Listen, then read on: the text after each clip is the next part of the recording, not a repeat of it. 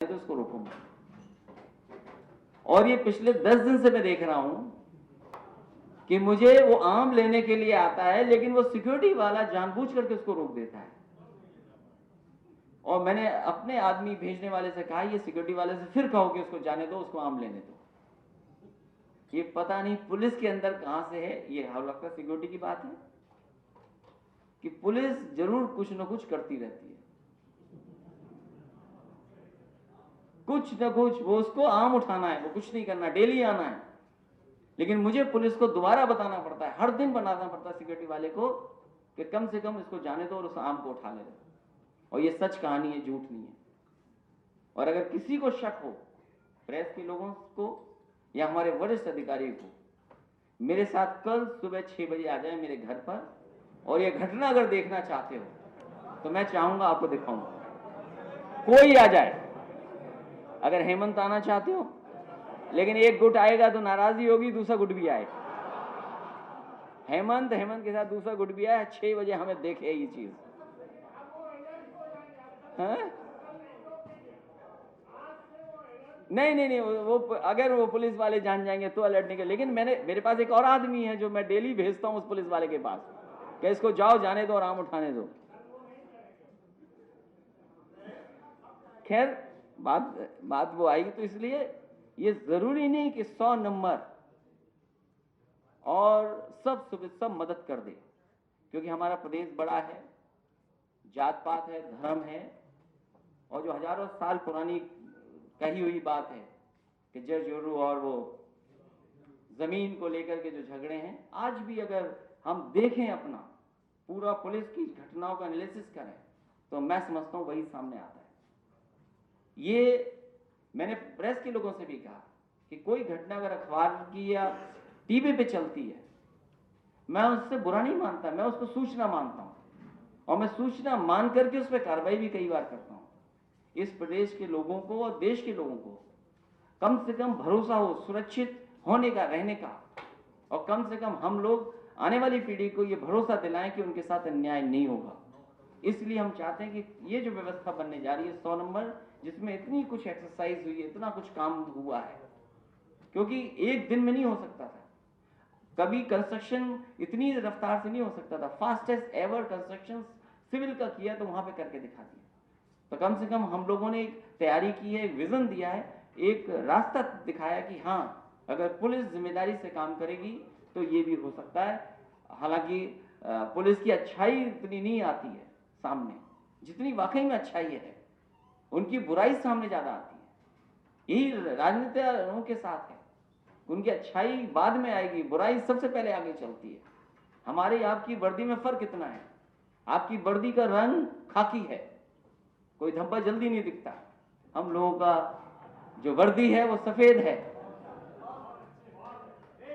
इसलिए मैं समझता हूं उत्तर प्रदेश को और मिलकर के हम अपने अधिकारी और इन लोगों को मिलकर के एक बहुत बड़ी चीज देने जा रहे हैं। इसमें आपका सहयोग मिले, जिससे कि कम से कम उत्तर प्रदेश की जनता को हम दे सकें कि हाँ, ये पुलिस है जो आपकी मदद करेगी। और एक बात सच है कि कभी भी किसी को जरूरत पड़ेगी तो पुलिस की ही जरूरत पड़ेगी, मदद पुलिस ही करेगी।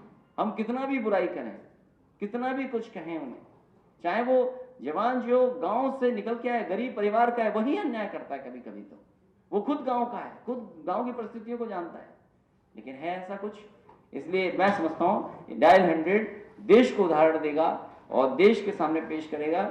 जहां मेट्रो का एक उदाहरण है, एक्सप्रेस वे का उदाहरण दूसरी तरफ है, जहां लैपटॉप इतने बड़े पैमाने पे बांट दिए, समाजवादी पेंशन ऑनलाइन दे रहे हैं हम लोग, वहीं ये भी एक कम से कम देश के सामने उदाहरण है। इसके लिए विशेष धन्यवाद दूंगा मैं वेंकट जी को और उनकी पूरी टीम को।